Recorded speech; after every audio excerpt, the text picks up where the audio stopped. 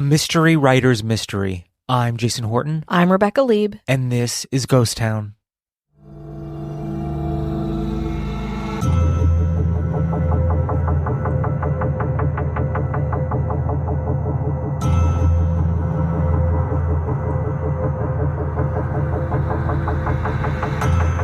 On December 4th, 1926, renowned novelist Agatha Christie kissed her daughter goodnight and sped away from her sprawling English home, carrying nothing but an attaché case. At just 36 years old, Christie was already a rising star, but for 2 weeks out of 1 year of her life, she vanished without a trace. Literally a winding, bizarre plot straight out of one of her own mystery novels. Today on Ghost Town, the Queen of Mysteries herself becomes a mystery as we explore the strange disappearance of Agatha Christie. Born on September 15, 1890, in Devon, England, Agatha Mary Clarissa Miller was always a precocious, inquiring mind. The youngest of 3 children, Christie taught herself to read at just 4 years old, after her mother forbid her to learn until she was at least 8. Why, I'm not exactly sure. Tearing through authors like Charles Dickens, Lewis Carroll, and Alexander Dumas, Christie began receiving her education at home, where she studied reading, writing, arithmetic, and music, including learning the piano and the mandolin. But after her father passed away at age 11, the family's financial status went belly up, and she went to live with her family in Cairo for a while, like wealthy Britons, or Britons who are trying to keep up appearances, did. At 18, Christie wrote her first short story, The House of Beauty, while recovering in bed from an illness. Other stories followed, most of them illustrating Christie's lifelong interest in paranormal activity and spiritualism. Magazines rejected all of her early submissions, made under male pseudonyms, including Mac Miller, Nathaniel Miller, and Sidney West. Under a new pseudonym, Monosyllabia, great one, Christie wrote her first novel, which was promptly rejected by 7 different publishers. Meanwhile, she was becoming quite the socialite. She partied, roller skated, rode horses, hunted, and dated, even becoming engaged to one man before she eventually broke it off. In October 1912, 22-year-old Christie attended a local dance where she met and fell in love with Archibald Archie Christie, a decorated aviator from a good family. 3 months after their first meeting, Archie proposed marriage, which Christie accepted. Archie was sent to France when the First World War broke out in 1914, and despite warnings from her mother that Archie was a cad who would never be faithful, on Christmas Eve that same year the young couple married. While Archie continued to fight across Europe, Christie kept busy as a voluntary aid detachment nurse. During this time, a number of Belgian refugees had settled in Torquay and were said to have been the inspiration for the fledgling writer's most famous Belgian detective, Hercule Poirot. At the encouragement of her older sister Margaret, herself a Vanity Fair writer, Christie wrote the first of her many iconic detective novels, The Mysterious Affair at Styles. When the war ended, the couple moved to London, where Archie accepted a post at the English Air Ministry. In 1926, the 35-year-old finally got The Mysterious Affair at Styles published by Collins Publishing House, and it was a huge success.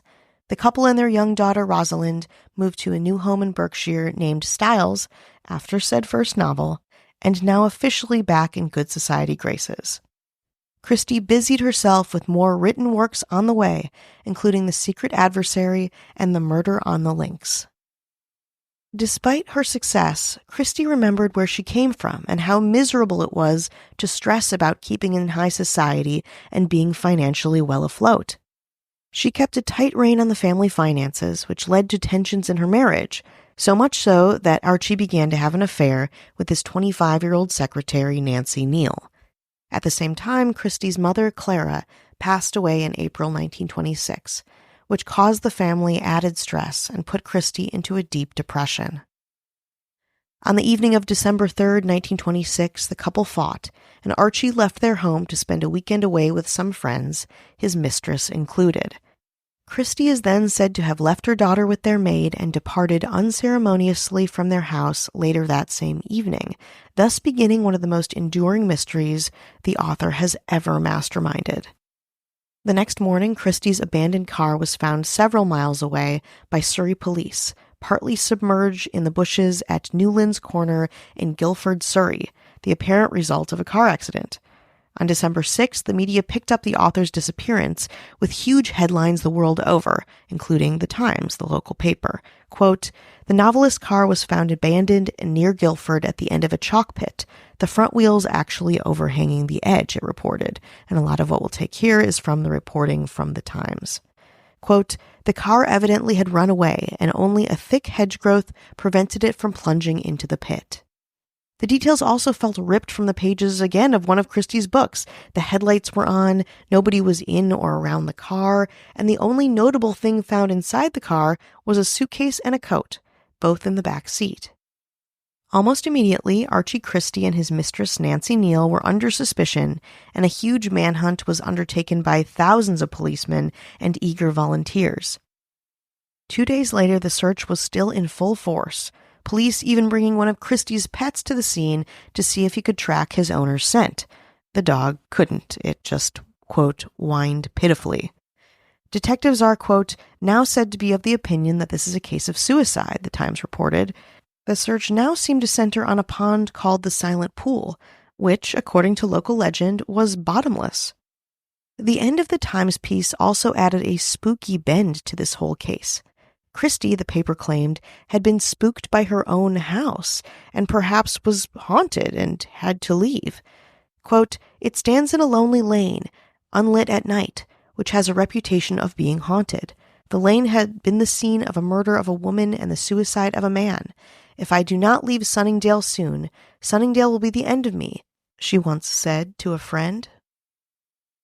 Meanwhile, Christie's famous friends rallied, advocating to find her, including Home Security William Joyson Hicks, who put pressure on the police, and fellow mystery writer Sir Arthur Conan Doyle, seeking the help of a clairvoyant to find Christie, using one of her gloves as a guide. None of these efforts would yield any progress, unfortunately. A week after Christie's disappearance, the police were still confounded, but there was one important development. Christie had left 3 letters behind, one to her secretary, another to her brother-in-law, and a third to her husband, who refused to tell the authorities what she had written to him. Somehow, Archie not sharing the letter was okay, which leads me to believe these police were, let's say, not amazing at their jobs. But the other letters didn't give them much. Christie's personal secretary angrily denied that the whole thing was a publicity stunt, a common theory, and said that her letter only had scheduling details, which was true. Said the secretary, quote, "It is ridiculous. Mrs. Christie is quite too much a lady for that." So the police tried a different tactic, asking for help from motorists and amateur sleuths to see if they could drum some other leads up. Quote, "Without telling why, the police still believe that she is somewhere on the Downs, not far from the spot where her missing automobile was found." Nothing turned up on either of those fronts, so the police then went to Christie's manuscripts, examining what they thought was her work in progress, The Blue Train. And nothing. Even a séance was held to try and channel Christie's body, but nothing came of that either. On December 13th, 1926, between 10,000 and 15,000 people took part in another city-wide search for Mrs. Christie, aided by what sounds like a literal dog army, including, quote, 6 trained bloodhounds, a crate-load of Airedale Terriers, many retrievers and Altesian police dogs, even the services of common mongrels. That same day, the police speculated that Christie could possibly be in London, quote, disguised and probably in male attire. Rumors began flying that she had left behind a sealed envelope that was only to be opened in the event her body was discovered, but that was, of course, only a rumor. On December 14th, 1926, police regrouped with a newer theory, another theory, that Christie was gone on her own volition, never to return again. According to the Times again, quote, "The police have information which they refuse to divulge and which leads them to the view that Mrs. Christie had no intention of returning when she left home." The paper reported that the police had found some important clues nearby. including, quote, a bottle labeled poison, lead, and opium, fragments of a torn-up postcard, a woman's fur-lined coat, a box of face powder, the end of a loaf of bread, a cardboard box, and 2 children's books. But the biggest break of all would come 10 days after Agatha Christie's disappearance from a random waiter at a hotel in Yorkshire. We'll tell you about it after this break. Hi, hello, how are you doing? Hello. We're checking in. This is the check-in. With you. With you and me. Yeah, and We're me. all here. Yeah. Hey, everyone. Get in here. Oh, boy. Yeah, that's where I'm at. Hello. This is more for you than it is for them, I think. I think so. I think this is my one stable, this is one consistency in my life. Thank you, everybody. We want to say hello to anyone who's listening, supporting us, spreading the good word of Ghost Town. Thank you so much for doing that. Thank you. And our mayors, keeping us grounded, keeping us safe. Who needs therapy when you got these mayors? Not me. No pressure, mayors. No pressure. But did you know our mayors have a mysterious past of their own? I did not. I did. Oh. Interesting how I know all these things. You huh? know all this shit. And you only find out just now. Just now. It's surprising. That surprise you hear is real. Yeah. That's the magic of these check-ins. It's always fresh, hot, wet. No. Dry. Dry. Very dry. Very dry. Coming from me, very dry. This mayor had a mystery. Lost her keys. Where are they? And then somebody said, where's the last place you remember having them? And they're like, that doesn't help. But guess what? It did help. They were in her other jacket. Oh, my God. Mystery Yeah. solved. Ooh, I have chills. That's Ashley Matson. Hello. This mayor, had a little mystery, Hmm. got a phone call, didn't recognize the number. Huh. Weird. And of course, as you should, ignore it, hide. You don't want to know. Yeah. You just want to be in your little hovel. I don't want any outside. Oh, no. But turns out it was a long lost job offer. It's lost. Forgot they even. Wow. They're like, hey, you want this job or what? And what happened is that the voicemail didn't translate. So I had to actually listen to the voicemail, which is an absolute nightmare. No.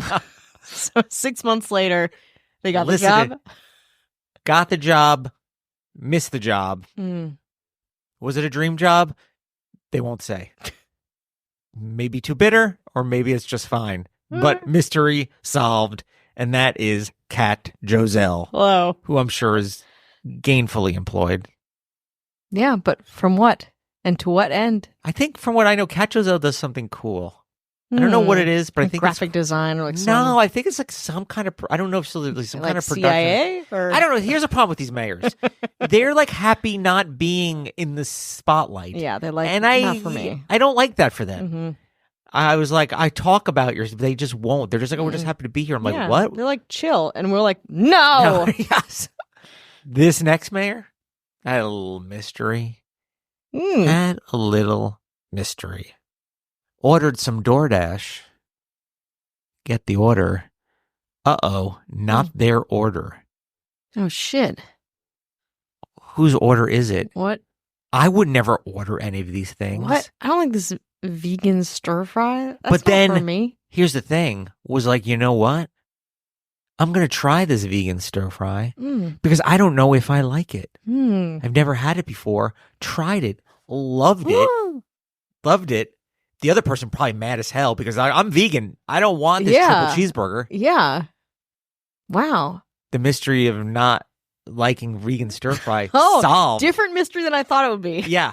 Thank Twists you. and turns. Wow. I'm winded. That's Kelly Meehan. Hello. This mayor had a mystery. It's dark.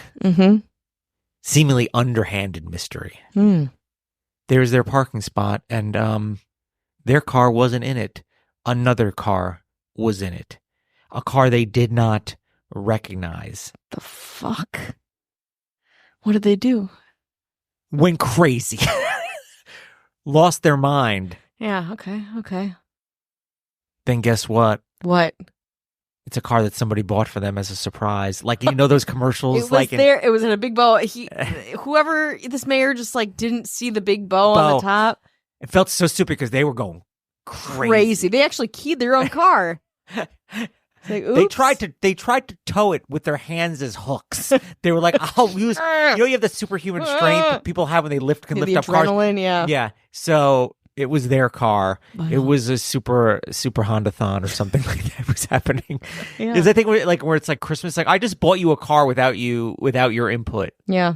Because I don't know. That's what we do on holidays. Yeah. Exactly. That's Casey Weber. Hello. This mayor had a mystery. Maybe romantic? Was out night on the town, sitting at one end of a bar, waiting on a friend. Somebody else at the end of the bar was giving looks. Long looks. Wow. And our mayor was like, what's up with this? Goes over to see what the deal is. This person gets up, walks toward them. Right past them, they were looking at somebody else. Mystery solved. Mystery solved was not for our mayor, but you know what? Just played it off cool. Yeah, just turned slowly back to their drink. Yes. Shed a couple tears. Just the bartender took the drink away that wasn't even finished. Yeah, I was like, huh. But lives to fight another day. Mayor Matthew Clemens LeRae. Thank you for that rhyme. This mayor. Big old mystery. Big old mystery. Big old mystery. It was white elephant gift swap. They know what gift they brought. They know what gift everyone else brought. But then there was a mystery gift in there. They were like, no one would bring, like, there's no one would bring a, like, kind of old-timey gumball machine. Like, nobody in their family would do that. Turns out it was a regift somebody else just threw in the mix. A steel because they forgot gumball. They had a gift. Yeah. But they threw something else in there. So there was an extra gift. And they found out, I was like, who brought this old-timey gumball machine? This steel 4-ton stale-ass gumballs inside from God knows how long together. ago. It's like, I can't even, do you have a quarter? No, nobody has any change. You can't even have it. Get in. Well, problem solved. Marissa Rothermel. Hello. This mayor had a mystery. Oh, it's a mystery, all right. They also couldn't find their keys. Not too weird. People lose their keys all the time. Somebody else said, when's the last time you remember seeing them? They were like, I don't remember. Oh, wait, I do remember. I was at a bar. I dropped them. Goes back to the bar. Who found it? The woman giving the eye. Giving the eye. Oh, she was giving the eye to the keys. Giving the eye to the keys was really giving the eye to our mayor, Chris Hernandez. Whoa. My mind is blown. Very seldom. These mysteries are fucking folding in on each other.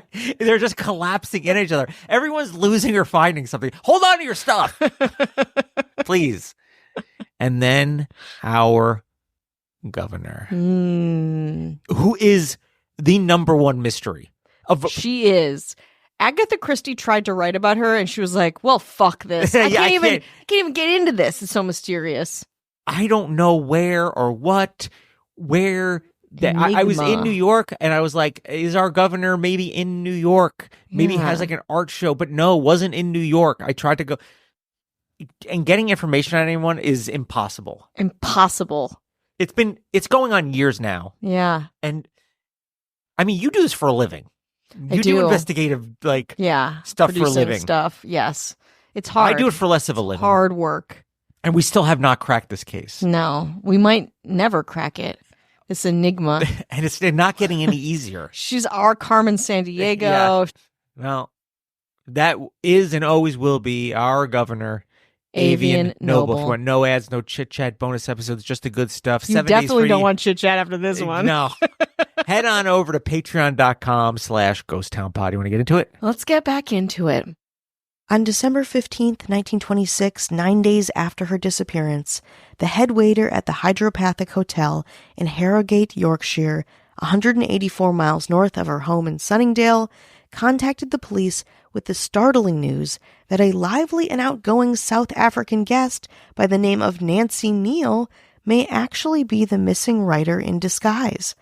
Of course, shocked and confused by that information, Archie and a gaggle of police traveled to Yorkshire and took a seat in the corner of the hotel's dining room, from where the group proceeded to watch Christie walk in, take her place at a table, and begin reading a newspaper which heralded her own disappearance as front page news. Right? So crazy. When finally approached by her very confused husband, witnesses noted a general air of puzzlement and little recognition for the man to whom she had been married for nearly 12 years. Her husband informed reporters, quote, "She does not know who she is. She has suffered from the most complete loss of memory." Not only was it bizarre that Christie had checked in under the name of her husband's mistress, she was, according to doctors, suffering with some kind of inexplicable memory loss. She could give no account of the preceding 9 days or any reasons for her actions. The next day, Christie left for her sister's house, where she was sequestered, quote, "in guarded hall, gates locked, telephone cut off, and callers turned away." Christie's reappearance, of course, caused a new kind of media frenzy, and in hindsight, there were concerns that the police response had been a bit too excessive, that too much time and money had been wasted in the search for her. On February 25th, Mr. Neil McLean, MP for the Glasgow Govan, put a question to the Home Secretary, asking for information on, quote, "the number of the Metropolitan Police specifically detailed for the search for Mrs. Agatha Christie, the time occupied, and the total cost, including the wages of the officers so detailed." The written answer from the Home Secretary was that, quote, "no members of the Metropolitan Police were specifically detailed for the purpose, and no cost was incurred by the Metropolitan Police."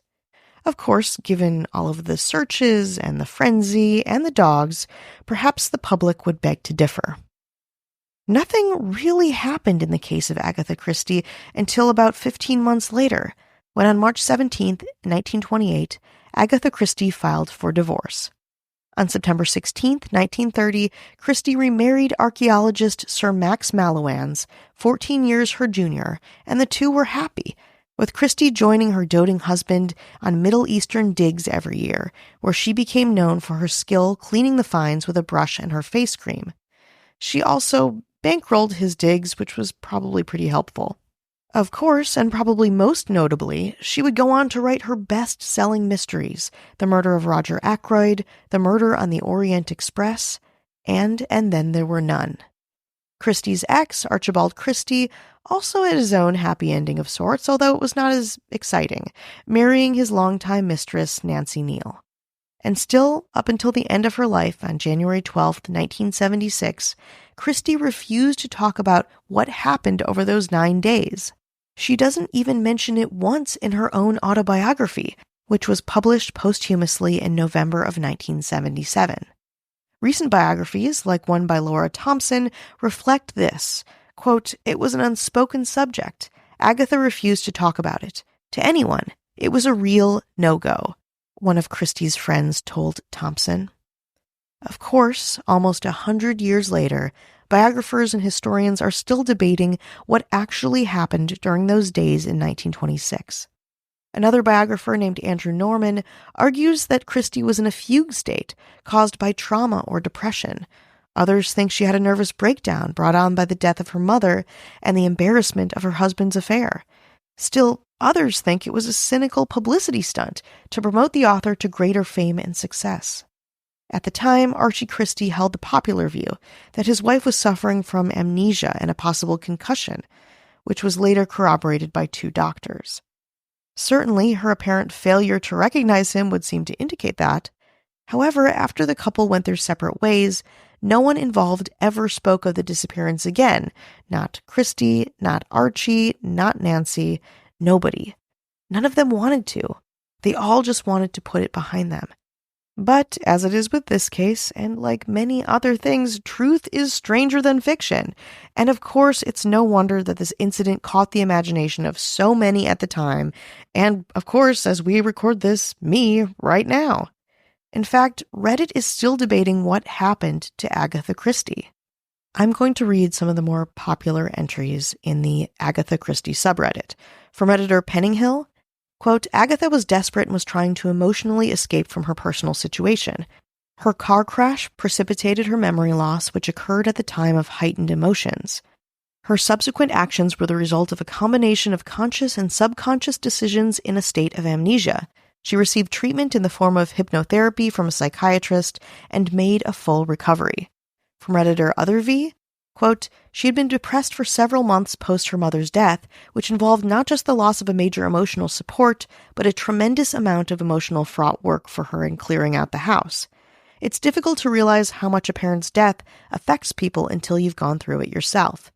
Archie didn't even pretend to be supportive. He was going out of his way to avoid her because he couldn't stand being around people who were unhappy or unwell. Then after several months of that, he told her about the affair and that he wanted a divorce. She must have felt incredibly alone and adrift. She was already the major breadwinner. She had a daughter. Lots of people were depending on her, but there was nobody to look after her needs. I'm not sure if she had full-blown amnesia, but I think she definitely suffered a stress-induced emotional breakdown, probably with some disassociation, and wasn't capable of thinking clearly. From Blue Plate 1958, giving a man the absent treatment is a classic. Obviously, it doesn't always work. Also, it was no fun being Agatha Christie right at that moment, so she decided to take a vacation from it. While these Reddit theories give insight into Christie's mind, or perhaps the context, as you might imagine, you can't mystery yourself out of being one of the greatest mystery writers of all time. Not even if you're the legendary Agatha Christie.